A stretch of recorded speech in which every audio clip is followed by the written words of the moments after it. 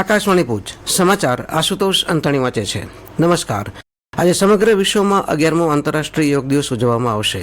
સંસ્કૃતિ મંત્રાલય દેશભરના 11 મુખ્ય પર્યટન સ્થળ અને 50 અન્ય સાંસ્કૃતિક સ્થળોએ યોગ સત્રોનું આયોજન કરી રહ્યું છે। આ સત્રો આયુષ મંત્રાલય દ્વારા આંધ્રપ્રદેશના વિશાખાપટ્ટનમ ખાતે આયોજિત મુખ્ય યોગ કાર્યક્રમ ઉપરાંત હશે। પ્રધાનમંત્રી નરેન્દ્ર મોદી આંધ્રપ્રદેશના વિશાખાપટ્ટનમ ખાતે આજે 11મા આંતરરાષ્ટ્રીય યોગ દિવસ કાર્યક્રમમાં ઉપસ્થિત રહેશે। આ કાર્યક્રમ અત્યાર સુધીના સૌથી મોટા ખુલ્લા યોગ કાર્યક્રમોમાંનો એક હશે। આજે 11મા આંતરરાષ્ટ્રીય યોગ દિવસની રાજ્યકક્ષાની ઉજવણી વડનગરમાં કરવામાં આવશે। વડનગરના 11 સ્થળ પર કુલ 11,000 લોકો યોગમાં જોડાશે। મુખ્ય કાર્યક્રમ શર્મિષ્ઠા તળાવ ખાતે યોજાશે, જેમાં મુખ્યમંત્રી ભૂપેન્દ્ર પટેલ, આરોગ્યમંત્રી ઋષિકેશ પટેલ અને ગૃહ રાજ્યમંત્રી હર્ષ સંઘવી ઉપસ્થિત રહેશે। કેન્દ્રીય ગૃહમંત્રી અમિત શાહ અમદાવાદ ખાતે પ્રહલાદનગર ગાર્ડન ખાતે યોગ દિવસની ઉજવણીમાં ભાગ લેશે। રાજકોટમાં કેન્દ્રીય મંત્રી ડોક્ટર મનસુખ માંડવિયાની અધ્યક્ષતામાં જિલ્લા કક્ષાની ઉજવણી થશે। વિધાનસભાના અધ્યક્ષ શંકરભાઈ ચૌધરી અને મહિલા અને બાળ વિકાસ મંત્રી ભાનુબેન બાબરિયા વિધાનસભા સામે સેન્ટ્રલ વિસ્ટા ખાતે યોગ કાર્યક્રમમાં ઉપસ્થિત રહેશે, જ્યારે તમામ મંત્રીઓ અલગ અલગ જિલ્લામાં યોગના કાર્યક્રમમાં ઉપસ્થિત રહેશે। ગુજરાત રાજ્ય યોગ બોર્ડના ચેરમેન શિષપાલ રાજપૂતે આ અંગે વધુમાં જણાવ્યું હતું કે સમગ્ર રાજ્યમાં 311 જેટલી જગ્યાએ યોગના કાર્યક્રમ યોજાશે, જેમાં 10,000 જેટલા લોકો ભાગ લેશે। સ્વસ્થ ગુજરાત, મેદસ્વીતા મુક્ત ગુજરાત વિષય વસ્તુ સાથે યોજાનારા યોગ દિવસની ઉજવણીનો વિશ્વ વિક્રમ કરવામાં આવશે।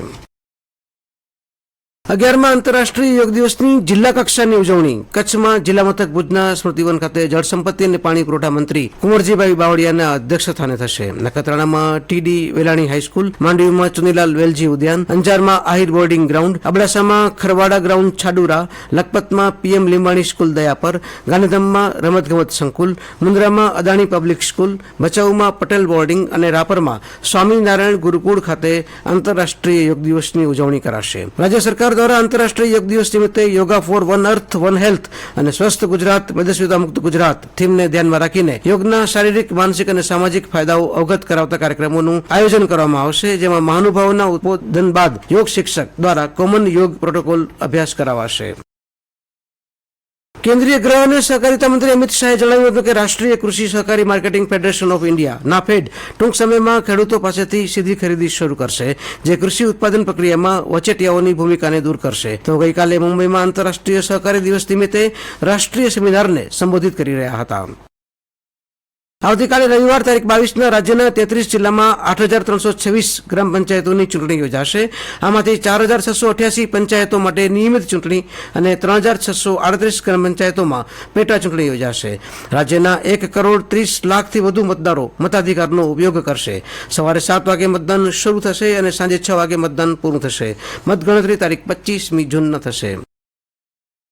અમદાવાદ વિમાન દુર્ઘટનામાં ગઈકાલ સુધી 231 મૃતકના ડીએનએ નમૂના મેચ થયા છે, જેમાંથી 210 પરિવારને તેમના સ્વજનના પાર્થિવ દેહ સોંપવામાં આવ્યા છે। દરમિયાન ગઈકાલે ગાંધીનગરમાં પ્રદેશ ભાજપ કાર્યાલય કમલમ ખાતે પૂર્વ મુખ્યમંત્રી સ્વર્ગસ્થ વિજય રૂપાણીની શ્રદ્ધાંજલિ સભા યોજાઈ હતી, જેમાં ભાજપના રાષ્ટ્રીય અધ્યક્ષ જેપી નડ્ડા, કેન્દ્રીય મંત્રી અને પ્રદેશ અધ્યક્ષ સીઆર પાટીલ, મુખ્યમંત્રી ભૂપેન્દ્ર પટેલ સહિતના ભાજપના અગ્રણી નેતાઓ ઉપસ્થિત રહ્યા હતા।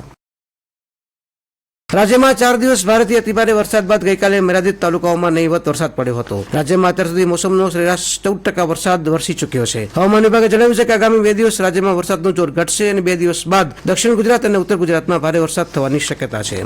ઇંગ્લેન્ડના લીડ્સ ખાતે પ્રવાસી ભારત અને ઇંગ્લેન્ડ વચ્ચેની પ્રથમ ટેસ્ટ મેચના પ્રથમ દિવસે ગઈકાલે રમતના અંતે ભારતે 3 વિકેટ ગુમાવીને 359 રન કર્યા હતા। ભારતના કપ્તાન શુભમન ગિલ અને ઓપનિંગ બેટ્સમેન યશસ્વી જયસ્વાલે સદી ફટકારી હતી।